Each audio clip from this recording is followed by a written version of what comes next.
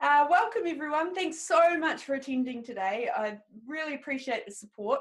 It's a very first Epic Learning live webinar and I'm really excited to bring to you Better Presentations, which is a course that's come from a series of workshops that we've been doing over the last few years. We think the content's great. We've got done lots of research and we've got some really good expert opinion in there that doesn't come from us. Just want to have a couple of special shout outs. So thank you to the guys from Carter's. I know there's a few of you from Carter's here. Thanks for the support. I hope you enjoy the webinar today.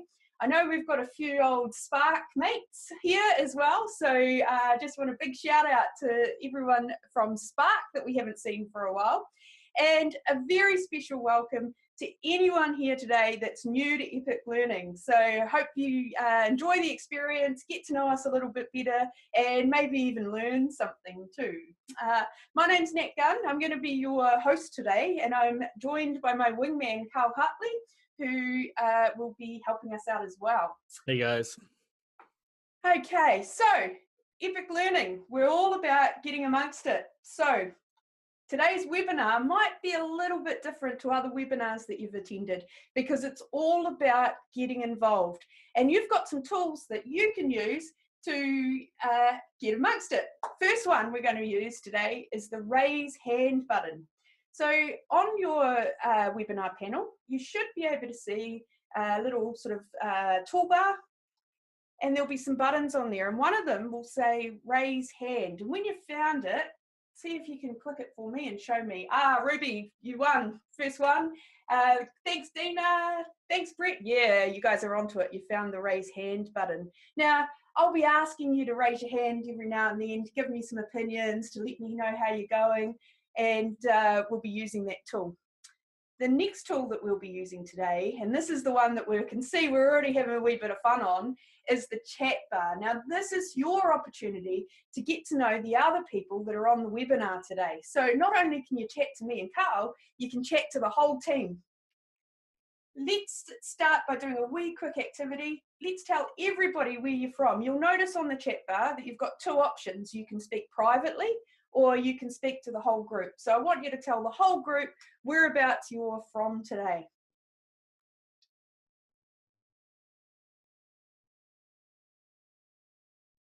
Got a few Aucklanders in the crowd. Got a few Christchurch people, yay. And some guy here's from Hamilton, but hey, windy Wellington, woo! So cool. Great to see we've got some people around the country. I also want to shout out to some of my friends that I know are coming on, all the way from the Philippines today, which is pretty exciting as well. The last button that we're going to learn to use today is the Q&A button. Now, at the end of the webinar today, we want to do a question and answer session, and you'll have an opportunity to ask any questions that we didn't kind of cover today, and that's in the Q&A. So you'll see a wee box, Q&A, and I want to just try that out by now. Let's put Carl on the spot, and I want you to ask Carl a nice personal question, something that's going to get his brain thinking. And Dina, this one's for you. Yes, penguins do have knees. I looked it up just for you. So Q&A, these are your burning questions. We'll make sure at the end of the webinar that we'll go through those, make sure we've answered everything, and we'll leave it with that. So there's 3 ways that you can get involved. Definitely make sure that you get amongst it, get involved, and we're going to have a great hour. Couple of housekeeping. One thing just to note, we can't see you. Your webcam's off, so don't worry if you're sitting in your undies or on the couch or anything like that. We also have everybody muted for the webinar as well, so we can't hear your background noise. Don't worry about that. Just sit back and relax and use the chat bar to interact with us today. Last thing before we get started. Now, you would have seen this in the email that I sent today. But we've got heaps of content around how to make your presentations great. And so we've created a very own learning app with all of the course content in it. So we're only really going to touch the surface today in the webinar. Now, to show our appreciation of your support today, we've done something pretty special. We've made this app free. So if you download the app from the Play Store in the next couple of days, you're not going to have to pay anything for it. There's one thing we ask you for in return, and that's give it a rating. Let us know how you like it. Give us some feedback. We really want to get into the sort of learning app space, and this is our first go, so we'd love to get some feedback from you. All right, are we ready? Let's get into it, eh? Better presentations. So I've got some really good news for you. The good news is that public speaking is a skill. Now, why is that good news? It's good news because it means you can practice to get better. You're not born with public speaking skills, or you're not born without public speaking skills. It's a skill that you can practice and learn and get better at over time. Now, this should be a real relief to anybody that doesn't feel like they're very good at public speaking, because like any other skill, it's something that you can implement strategies to get better at. And today we're going to be talking about some of those strategies that you can use to get better at public speaking. So get some confidence from that. Don't be shy to try something new. Let go of some of those fears. Now, you filled in a survey at the start of the webinar, and there was a real mixed bunch of sort of reasons why people were coming to the webinar, but a lot of you mentioned the F word, fear. Now, I want to make sure that you understand one simple thing. No one has died from public speaking. Fear is something that you can overcome. And so we're going to talk about that today, and we're going to see if we've got some strategies that can help you overcome your fear of public speaking. For those of you that aren't scared, but like me, hopefully we've got some other things that we can help you with today, and maybe give you some tips and tricks. I know we've got a few very accomplished public speakers in the audience today, so I'll do my best. Like any physical activity, because public speaking or giving presentations is a physical activity, warm-ups are really important, okay? So we can get a lot of energy, we can get a lot of inspiration from doing a warm-up. And a really nice way to warm up for public speaking are tongue twisters. Now, when a person doesn't speak clearly in a presentation, it can be quite frustrating for the audience. But again, this is something that we can practice and something that we can become more aware of. So tongue twisters can help with enunciation, but they can also help with things like getting more volume and really becoming aware of the way and how you speak. And I've got a wee challenge for you now. I don't care where you are right now, where you're watching this webinar from. You might be on the bus watching it on your phone. You might be at work in a big open space office, but I want you to be brave, okay? And we're going to give these tongue twisters a go. When you're doing the tongue twisters, really think about where the sounds are originating from. What parts of your mouth are you using when you deliver a tongue twister? So let's start with this one. The lips, the teeth, the tip of the tongue, the tip of the tongue, the teeth and the lips. Now I'm going to give you all a chance to do it, okay? Ready? Let's go.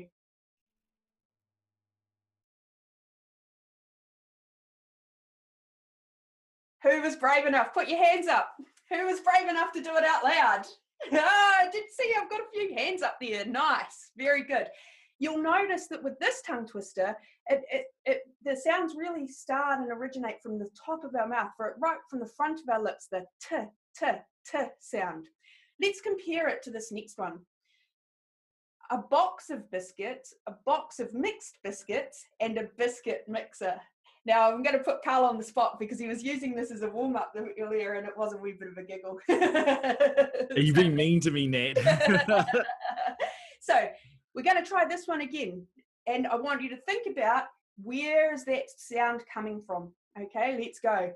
A box of biscuits, a box of mixed biscuits, and a biscuit mixer. It's a bit harder, isn't it? Get those words out. But you sound that b sound. It's coming from further back than the t sound. And then one more. Let's just have a look at this one. This is my one that I struggle with. Should saucy sharks seek shelter soon? So really tough. Let's all do it. Should saucy sharks seek shelter soon? Pretty tough, right? But again, think about where those sounds are coming. Sh, sh, it's right further back again. And being aware of that can help. Opening your mouth, stretching it out, and letting those words really form properly in your mouth before they come out can really help. So whenever you're doing a presentation, think about it like a physical activity. If you were going to go in a running race or doing something physical, you wouldn't just start running full pace. You warm up. And it's exactly the same with the presentation. Spend some time to warm up. Carl, you talk a lot about personal huckers. How does a personal hucker help with your warm up? Before I do presentations, I often have my own little routine or ritual. I call it my personal hucker, but since Nat's introduced me to doing these tongue twisters, it does a couple of things. First of all, it's game time, right? So when you're practicing these and going through this ritual, your neurons are starting to fire off saying, I'm about to present. So heart rate's got to get up, got to get some more energy going, and also clears your mind. So if you've had a really busy day and you just come out of another meeting, or you've just finished a real important, maybe you're designing some work and you want to clear your mind, well, these switches off all that other noise so that you can get ready for your presentation. So yeah, tongue twister is awesome. Nice.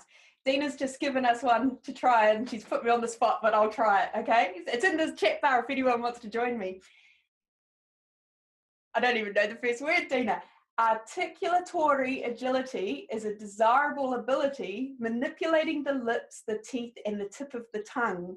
Yep, that's a tough one. There's heaps of really cool tongue twisters. Google tongue twisters, you'll find heaps. They're tough, but great vocal exercise. Now, let's have a think about public speaking. So, where do we use our public speaking skills? When you told me what you were using your public speaking for, there was a really wide, diverse range of responses. So some of you are actually doing sales presentations and speaking in front of like a formal audience. Some of you wanted help with things like running team meetings or sort of less formal sort of public speaking situations. And others of you had community things that you were doing that you'd like to be better at public speaking. My sister, one thing that people sort of you need to be appreciative of is that public speaking is one of those skills that nearly every job, any kind of career, you need some kind of public speaking skills, because it's about communicating ideas and it's about selling. When we do a presentation, we're selling something. We're either selling an idea, we're selling a philosophy, we might be even selling an actual physical product. But if you start to think about public speaking or delivering presentations the same way as you would think about your sales skills, then it becomes a little bit easier, and they've got a lot in common. So we're going to explore that a little bit today. What I'd love to do is get to know a little bit more about you. I know that we've got some things, but share with the group. So in the chat bar, tell us where you do most of your public speaking. What are some of the scenarios that you're in where you need to public speak? And when we public speak, we really want to do it well. So it's important to think about these three things. And you might have some public speaking engagements that you're preparing for right now. And if you do, I want you to do this little activity. So what I'd like you to do is write down on a piece of paper, it can be just a scrap piece of paper, 3 columns. And I want you to put the purpose of your speaking, the environment in which you're speaking, and the audience in which you're speaking to. So I want you to think about that. Now, a presentation can be anything from a one-to-one or a one-to-few interaction to a 1 to 1,000 interaction.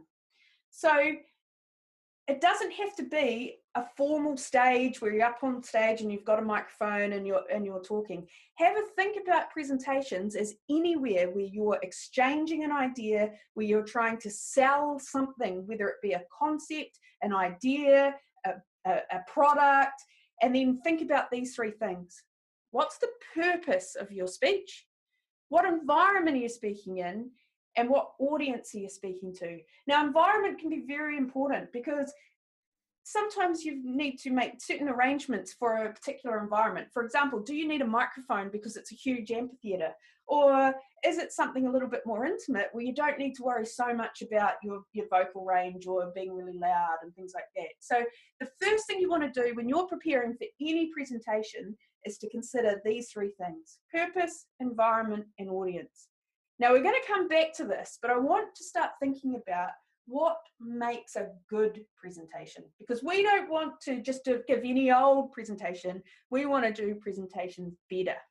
So let's have a think about what makes a good presentation. Now I've got a poll here for you. I'm going to just open up the poll here. You might see a poll that's just come through, and it will be asking you, what do you think the most important element of a fantastic presentation is? Now, we've come up with this list of 5 things, and this list has come from a few different areas. So one, it's come from our own personal experience of being in an audience, watching different speakers, looking at YouTube, watching TED Talks, but also reading the literature and seeing what other experts have to say about what makes a good presentation. And these are the 5 things that we're going to focus on today. First one is making a clear point. Not jumbling your ideas with a whole lot of detail that people forget. We want you to have a conversational tone. It doesn't matter if you're speaking to an audience of 1 or an audience of 1,000. Every individual wants to feel like you're talking to them. No one enjoys a presentation that sounds like this. I'm really excited to have everybody here today. Thank you for coming. You want me to talk to you, right? So you need to have that conversational tone. Visuals. Visuals are great. Now, stretch your idea of visuals beyond PowerPoint, okay? Visuals might be how you are visually presenting the ideas that you're speaking. Some of the best speaking presentations that I've seen, there've been no PowerPoint, no slides, but the person giving the speech is the visual. They use their body, they might move, their gestures, that sort of thing helps aid the presentation. So visuals are very important. Being genuine. We don't want, and let's go back to that sales allegory before again. Think about the 2 different types of salesmen. The car, the cheesy car salesman, there's no genuine feeling there whatsoever. They're really pushy.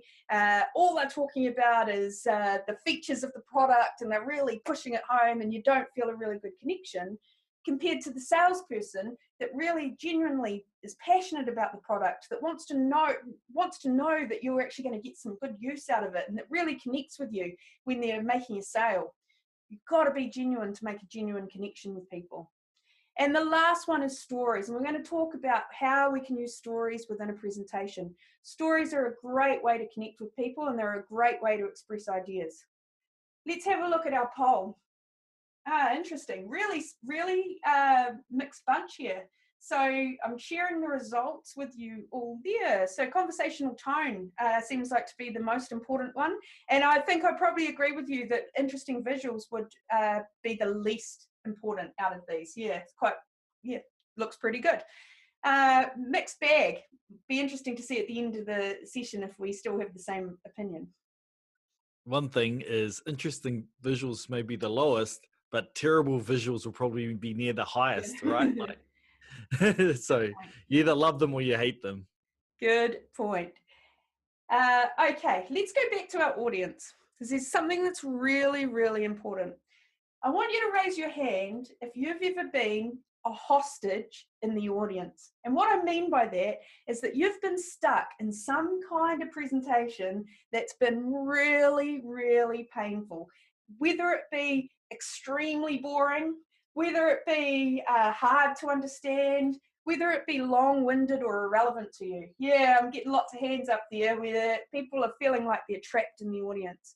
Now, I think this comes from the presenter making the crucial mistake of thinking it's about them. When a presentation is not actually about you, it's about your audience. And so when you're preparing for your presentations, you want to ask these questions. Who are they? Why are they here? And what do they want? And a good idea is when we're doing our activity where we put down our purpose and our environment and our audience, add 2 more columns. your objective and your audience's objective. Because if they're different, you need to find some way to reconcile that. You need to find some way to make sure that the audience feels like they haven't wasted their time either. And if you keep that in mind, it's their time, not yours, then the way you approach your presentation is going to be slightly different. So their time, not yours. Okay, let's get into some skills. So we want to make sure that our audience are happy. We want to make sure that they're not hostages in their seat, that they're actually enjoying themselves in the presentation. So how do we do that? Come back to the first point I made. Practice, practice, practice. You cannot practice enough. It just can't happen. So how do you practice? Some of you will be lucky enough that you'll have someone that loves you very dearly, and they'll be quite happy to listen to your presentation the 10, 15 times that you need to perfect it and give really good, encouraging feedback all the time. Most of us aren't that lucky. So we have to do some self-analysis.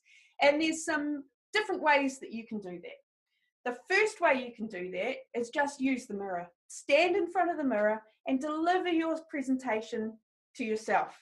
This is a great way to check things like, am I moving around too much? Am I getting distracted because I'm all nervous and I'm going like this all over the place?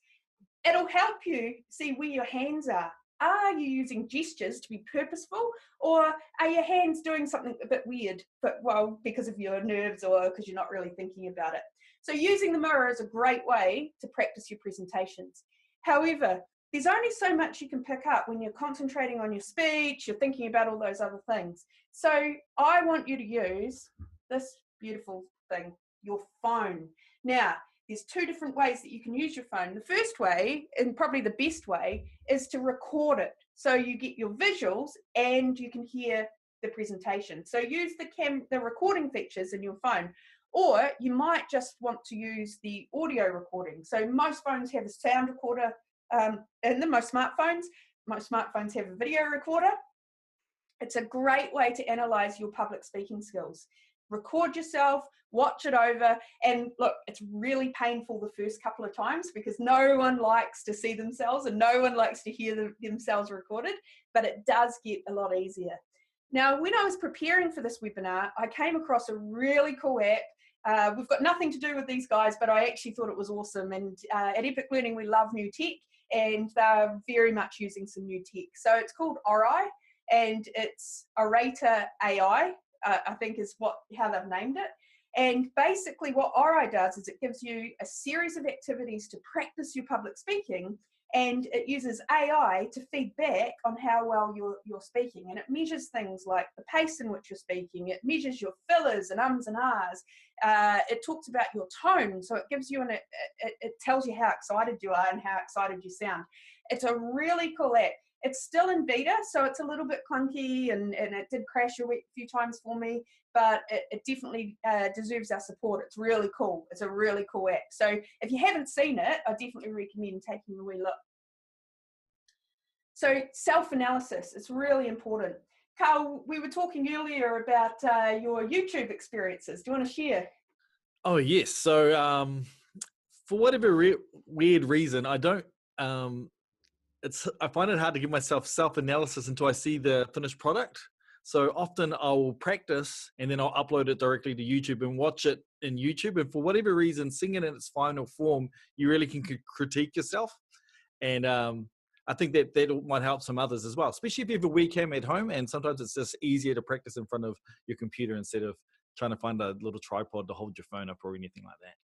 Nice. Nice. So what are we looking for when we're analysing our speaking? So there's some real big hitters that can make your speaking and improve your speaking a great deal. The first one is the dreaded fillers. So what are we talking about when we say fillers? So we're talking about things such as actually, basically, literally, I mean, share in your chat bar, what are the fillers that you guys are using? Which ones do you know already? Now, this is where recording can become really useful because sometimes we don't know we're using fillers. But fillers are basically fillers are basically anything that can be taken away from your speaking and it wouldn't make any difference. And usually you use them repeatedly. Fillers are really tough to get away from. You really just need to train your brain to stop using them. Now, I've got a couple of techniques I want to share with you. Kool-Aid, yes. Look, Brett, that's a good one as well. Look. So, see, this is what happens when your brain starts using fillers. So the first thing you want to do is identify the problem. And that's why recording is so important, right? So you record yourself, you hear back, and you'll notice them straight away. And you might find that you didn't even realize that you were doing it. Then you need to start putting strategies in place to get rid of the fillers. The best way to get rid of a filler is to pause. Because generally what we're doing when we're using a filler is our brain is trying to get our mouth to slow down so it can keep up. So instead of using a filler word, just use silence. Now this serves two purposes, because if your brain is struggling to keep up with your mouth, your audience's ears are probably struggling to keep up with your mouth as well. So pausing and giving some silence adds variety to your vocal range, but it also helps our brains keep up with the words that are coming out. So stopping, slowing down, and just using a pause instead of a or an can be really useful. I want to tell you a personal experience. I used to do Toastmasters, and I know there's a few here that used to do Toastmasters with me, so hi Toastmasters friends. Now if you haven't heard of Toastmasters, and I know you probably have, it's a public speaking club, and if you're really genuinely really want to get good at public speaking, I do recommend a public speaking club like Toastmasters, because it's a place to practice. Now I'm a shocker for fillers, I know I am, and I'm trying very hard not to use them today. What I did was I had a speech prepared and I asked the audience for some help. And so what I did is I asked the audience to just raise their hand silently every time they heard a filler, every time they heard me use an because is my really bad one. It's very off-putting. So straight away the arms are going up and it gets you a bit nervous, and then you forget what you're saying. But after a while, you start becoming really aware that you're using them. And awareness is the first step to getting rid of them. So if you've got a real filler word problem, then that's a really great way to help you get rid of them. The other thing that you can do is say it in your head. So when you've got a filler, when you're using it a lot, pause, let it go in your head, come out. Some people find that really useful. The best way, be prepared. Practice. If you know what you're going to say, if you're confident with the way you speak, with what you're talking about, you'll find that the fillers naturally disappear. If you get put on the spot and you're not practiced, then that's when the fillers are really going to show and really put you on the spot. So once again, practice. The second thing that we want you to look for when you're doing your self-analysis is energy. Energy is so important. Nobody wants to sit here and listen to somebody who talks in the same tone all over the place, and they're really, really boring. You guys are going to fall asleep within about 2 minutes. Energy is what makes an engaging speaker. You've got to show some passion. You've got to show that you actually care about what you're saying. If you aren't showing energy, if you aren't showing passionate about something, then no, why would anyone else? I want you to do a wee activity with me. So this is another one of those, hey, don't worry about who's watching. Let's just do it. I'm going to get you to say, I'm speaking with enthusiasm and energy. And the first time I want you to say it, let's all do it together. I want you to curl up into a little ball. I'm not sure if you can see me. I want you to curl into a ball as much as you possibly can. Get your chin right down, and say, I'm speaking with enthusiasm and energy. It's really hard, right? Let's try it slightly different. This time, I want you to stand up, but I want you to slump. I want you to slump down and really let yourself go.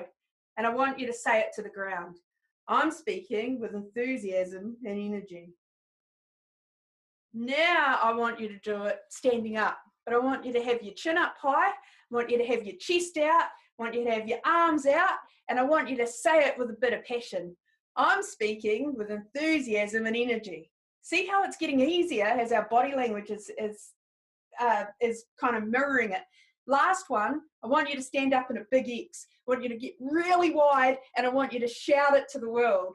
I'm speaking with enthusiasm and energy. How much easier is it when our body is showing the energy as well as our voice? So think about how you're standing, what are you doing, and how is that impacting how energetic you are? So 3 things there. Get rid of your fillers, speak with energy, practice your tongue twisters, get that enunciation right, and do this time and time again, okay? Ruby's colleagues are looking at her a little bit funny, but thanks for joining, Ruby. I like the support. Okay, next part of the webinar, we're just going to talk a little bit about a 5-step method that we use to prepare and plan for our presentations.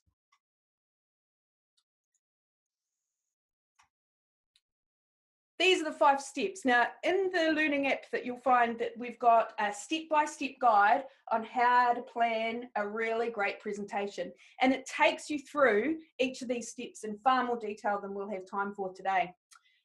A lot of this stuff has come from experts in the field. We didn't invent all of this stuff. We'd like to think we did, but we actually didn't. And so what we've done is done the research for you. And we've collated some of the best resources that we've found, and we've put them all in the learning app for you. But I'm going to take you through each step today and just talk about a few things on how you can prepare for a better presentation. The first one is define your point. Now, this is something that I see a lot. You've got something to say. You're really passionate about your topic. You know heaps about it. And so you want to pack as much information as you possibly can into your presentation. The problem is we're only limited to, we're only human. We can only take in so much. And so if you've got more than one big solid point, you're actually running the risk of your audience leaving either not remembering anything or being a little bit confused about what's most important, okay? So how do we make sure we've got a solid point?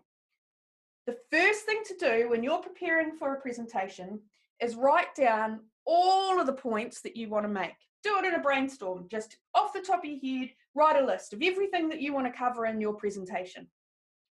Now, the hard bit, I want you to rank them from the most important to the least important point. And that can be quite difficult because we think they're all important, but you've got to do it, right? So rank from the most important point that you want to make to the least important point. Now, the one that gets to the top of the list is your solid point. It's the reason why you're speaking. It's your purpose.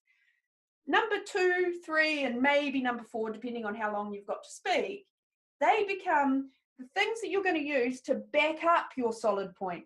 So they're the things that they should be supporting the point that you're trying to make. They should be relevant to your solid point, and that's it.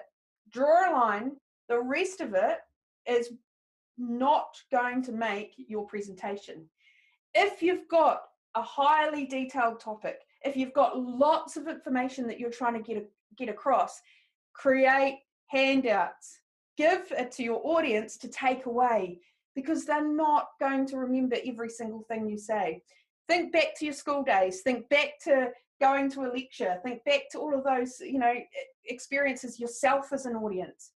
You only remember the key things. Once you've got your solid point, you want to make sure it's relevant to the audience because that's going to aid memory, and use repetition. And I think about the Martin Luther King, I Have a Dream speech. It'd be one of the most sort of famous speeches of all time.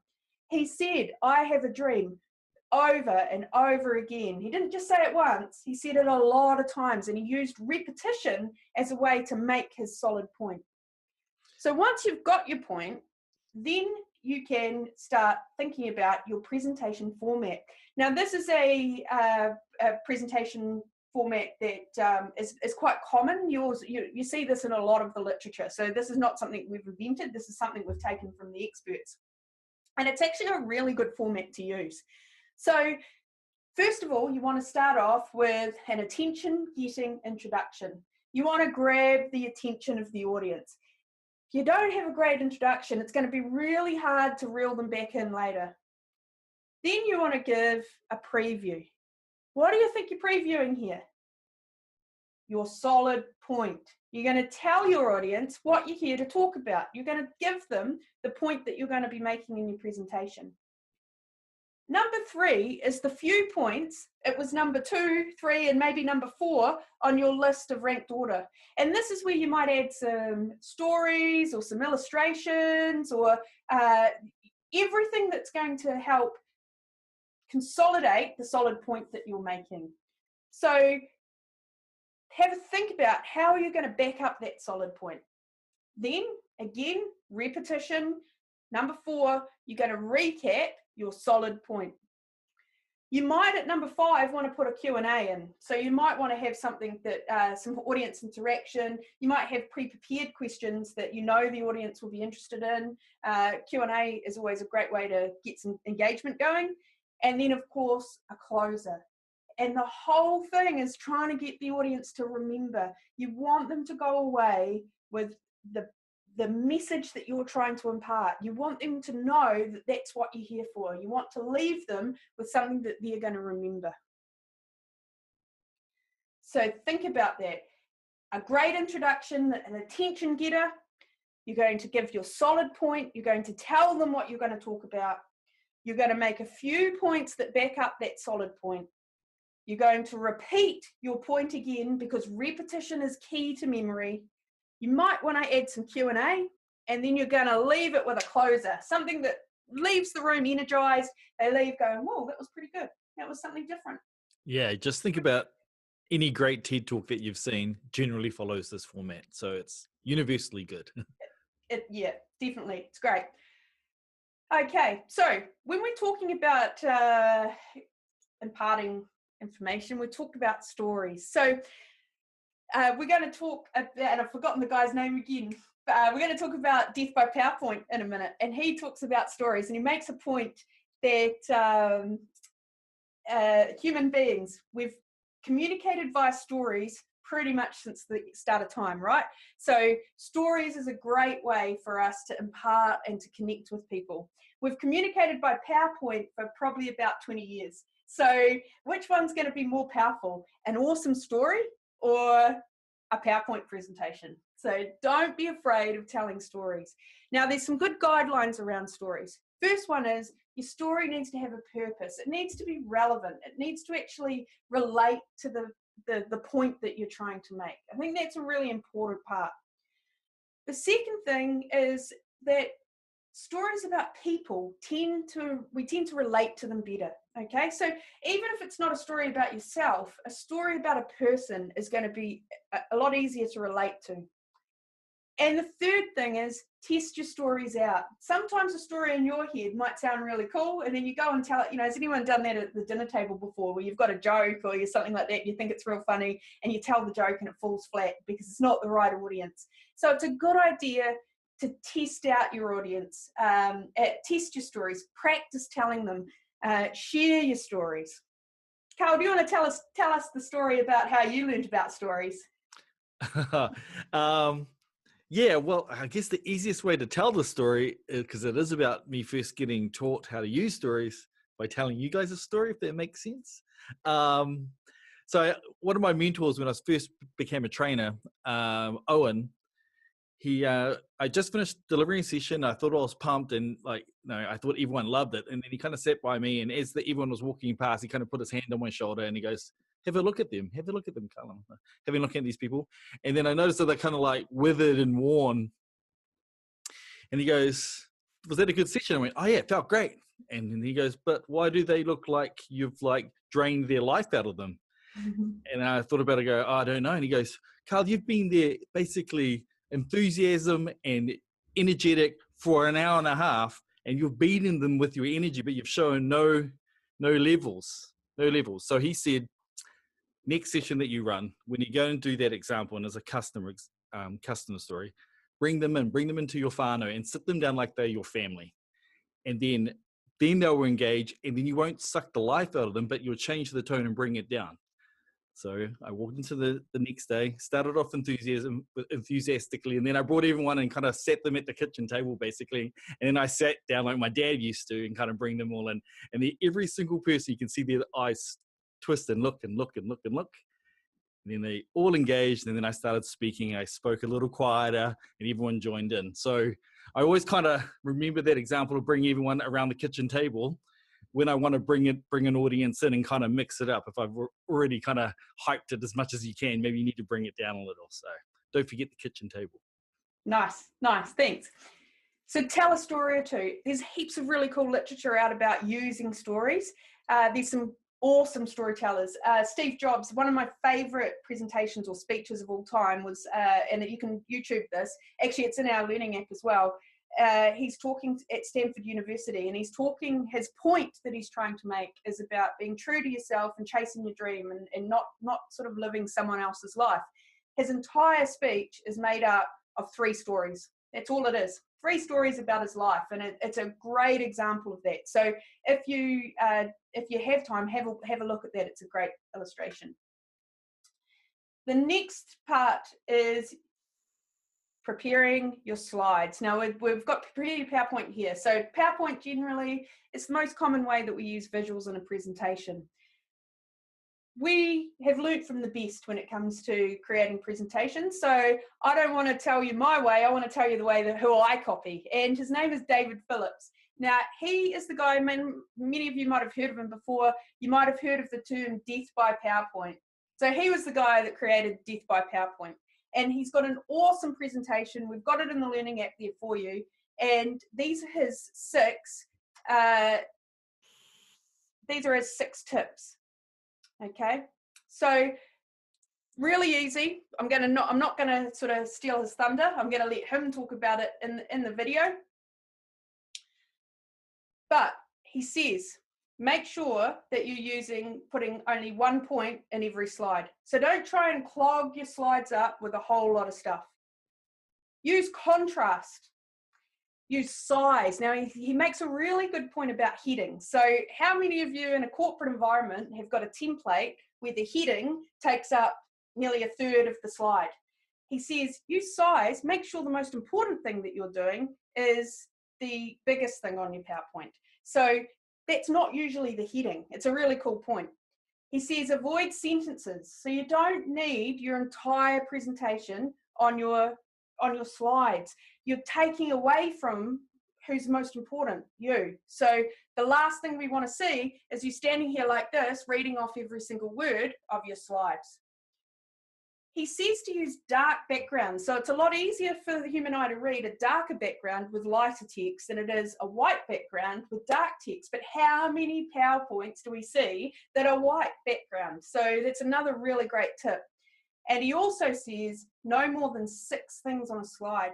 And that's a really, really hard thing to get used to because we're so used to cramming everything we possibly can. If you need help with your slides, I definitely recommend to watch Death by PowerPoint. He's got a whole lot of other resources there, and it's really, really useful. Next one, number 4, prepare to connect. Now, this is where practice. How do we connect with an audience? We speak with confidence. We speak with calm. We don't let our nerves show. We are conversational. We're informal, and we're friendly. Things like eye contact. You can't connect with an audience if you're looking at your feet. You can't connect with an audience if you're reading. You need to practice what you're saying so that you can achieve these 5 things.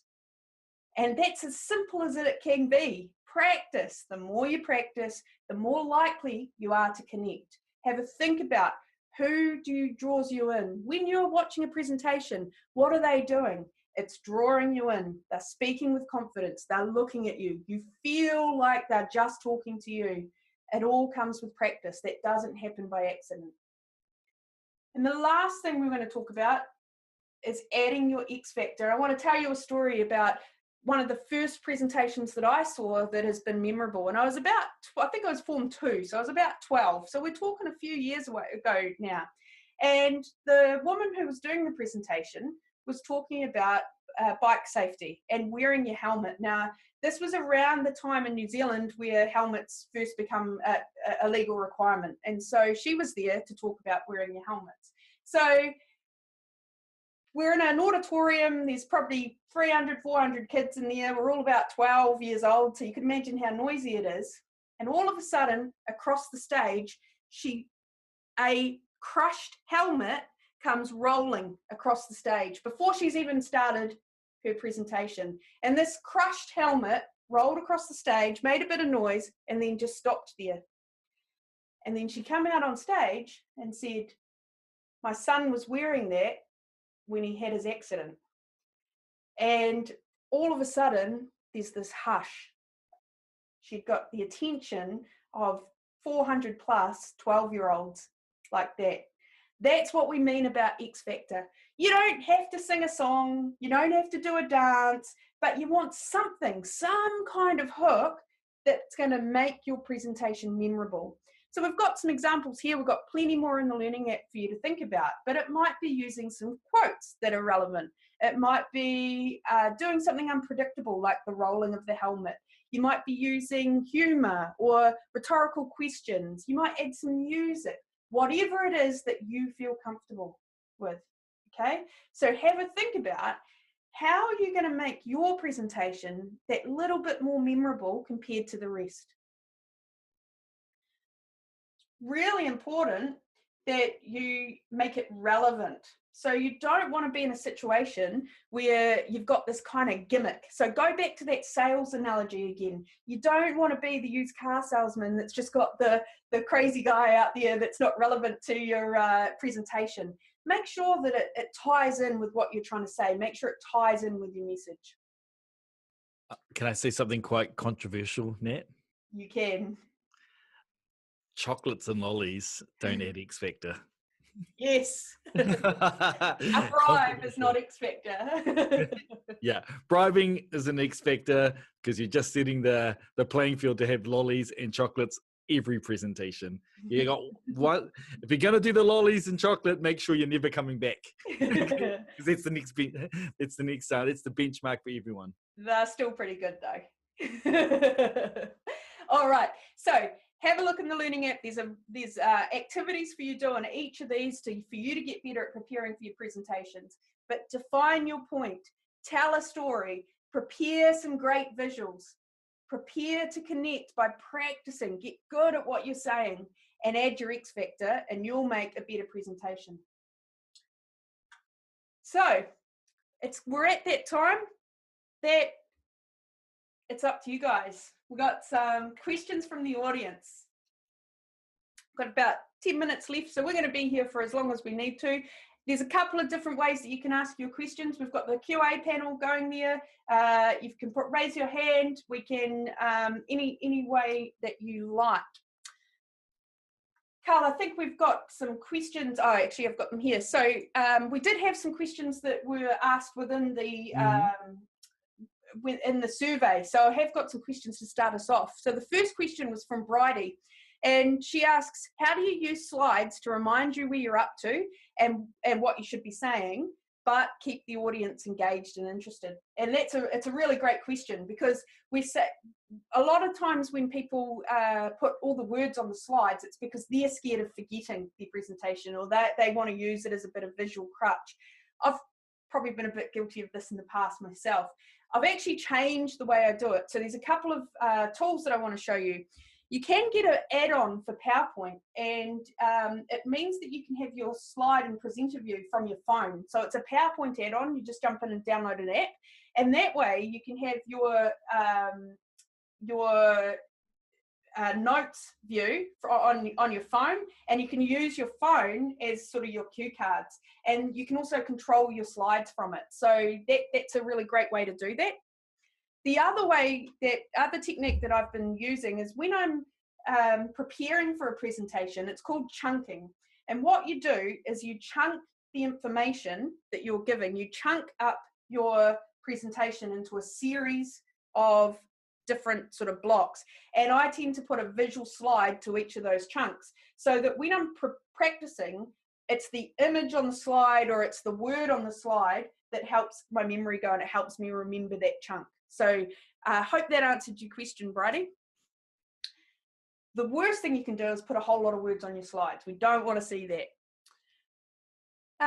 Chris has asked a question. She says, slides and display versus what you should say when the slides are info heavy. Now, I've got a quick answer for that. Make it a handout. If you've got a whole lot of information, or if you've got a lot of detail, it's not a slide, it's a handout. So if you want to sort of support the material, if you want to support the information that you're giving, cut your presentation down to that solid point like we've talked about, but create a handout for everybody. Your audience will really appreciate it. They're not going to remember everything you say if you're giving them a whole lot of detail and a whole lot of information. So turn it into a handout and really ask yourself, is this a slide or is this a handout? And that's where the Death by PowerPoint tips can come in, because if you've got more than one idea, or if you're tempted to put sentences on your slides, then you probably actually need a handout, not a slide. Yes, and exactly what Nat's just said. And you can redesign your session or your presentation to include and reference your handout or your digital link or whatever you're going to be using. So then it augments your session as well. So it becomes part of the session and you can talk about it. So awesome. Chloe's asked a question. She says, what do you do when you get asked questions that you're not confident in, or you don't know the answer? And that's a really good question, Chloe, because we all get trapped by that. And sometimes it puts people off. They don't ask for questions because they're worried about that tricky question. The most confident and best thing that you can do is actually admit that you don't know the answer. And it seems a bit counterintuitive, especially if you're trying to sell yourself as the expert, but there's nothing worse than fumbling through an answer or being incorrect when people pick that up straight away. So great thing to do. First part is actually acknowledge that it was a great question, because it's a question that now both of you are going to learn something from. So thanking them for their question and then saying, hey, let's get back to you. I really don't know the answer to that right now. And grab their details, catch up with them after the presentation, find a way that you can follow up and give them the answer, or tell them where to find the answer. So if you're not an expert in whatever it is that they've asked, tell them who the expert is. Show them where they can find the answer. Don't be afraid of not knowing something. It shows a lot of courage and a lot of confidence to be able to admit that. Just a quick note, Dave's asked the question as well, but it sounds quite similar. Do you need to be an expert in the content to be a good facilitator or presenter? Hey, Dave, has Nat covered your question, or is there more you want to get added to? You want added to that? Probably short answer there, Dave, is I'd say no, you really don't. And I think sometimes you can make a much better connection with the audience when you're talking about your journey and your sort of discovery and how you've learned or where you've got it. I think passion is way more important than knowledge, but qualify what you do and don't know. Don't go out there and say you're an expert. If you're not an expert, be honest with the audience about where you're coming from and why you're doing the presentation.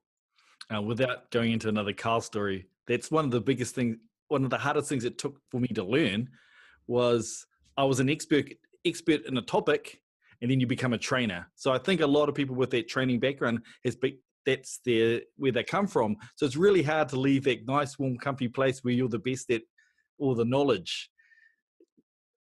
By realizing your knowledge might be just slightly above your audience, that means you're part of the audience as well. So that helps you see in their perspective. So Nat's bang on by letting them know that you don't know, but also letting them know you can see where they're coming from also helps. Yeah, and Dave's given us a tip in the chat bar, which is a good one as well. Directing the question back. So, directing the question back to the person who asked it, or especially if it's an opinion-based question or a tricky kind of question where you want to that maybe can be open to interpretation or discussion, that's a nice way to do it too. What do you think about it? Or where are you coming from when asking that question? And getting dialogue going is always a great way. The best thing about questions is that if you're getting questions, then your audience is engaged. They're actually there with you. And so that can be a really nice thing. Carl, have we got any other questions there?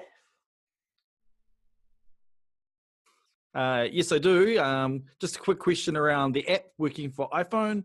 Libby asked the question. The answer to that is there will be an iPhone app, though we are still developing it. But if you message me your email address, I'll pop you into our little list, and we'll send you either the beta copy or the actual link to that the iPhone version when it's available. Was that Libby? We've got her. We've got her. She's already replied to me. I've got the email. Cool. So it's all good. Sweet. Cool. Yeah. Anyone else that wants an Apple version of the app, let us know, and we'll get that to you as soon as it's available. Yes, and it was my fault because I put a typo in our in our application. My bad. Oh, Brett, you're an Apple user. Oh no. We're gonna have to chat.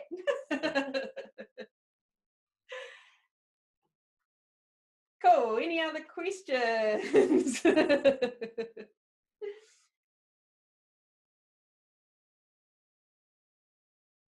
I think that's it. Hey, you guys know where to find us. So if you do have any questions, I will wash my mouth. We'll be talking about that later. Thanks so much, guys. We really enjoyed bringing this to you today. There's heaps of different ways that you can get in touch. You can find out what we're doing. We've got a website up. You can follow us on Twitter. You can follow us on Facebook or LinkedIn, which I notice isn't up here, but we are on LinkedIn as well. Thank you so much for spending some time with us today. We'll send you the recording in case there's anything there that you want to have a look at. Really enjoyed the interaction. Thanks for participating. Download the app.